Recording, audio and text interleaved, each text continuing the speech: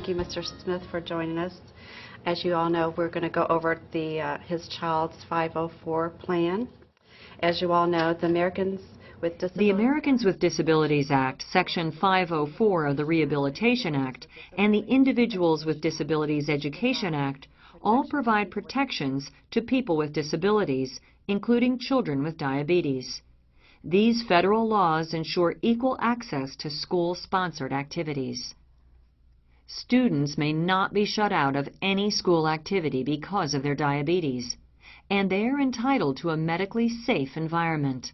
Which laws apply depend upon both the type of school the student goes to and how diabetes affects him or her. State laws also need to be taken into consideration in determining, for example, who does what task, but the bottom line is that students must get the services they are entitled to at school, and parents cannot be required to come to school to provide care. Once a student has been diagnosed with diabetes and found to be protected by one or more of these laws, school staff and family need to take the next step and write a 504 plan or an Individualized Education Program, or IEP. That explains how the student's diabetes medical management plan will be implemented in the school setting. This plan gives all the details of how the student's diabetes will be managed in the school setting.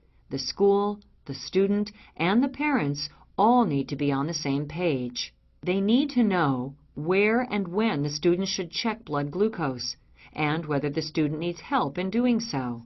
Who at the school is trained in diabetes management. That includes the school nurse and other school staff who give care if a nurse is not available. Where diabetes supplies are kept. The student should have free access to water and restrooms. The student's nutritional needs for meals, snacks, and special events like parties, and how food is going to be handled. The student has a right to alternate times for exams if he or she is experiencing low or high blood glucose. The student should not be penalized for absences for doctor's appointments or prolonged illness. The student with diabetes should be safe on field trips and all school-sponsored events. Wherever the student is, diabetes supplies and trained staff need to be there too.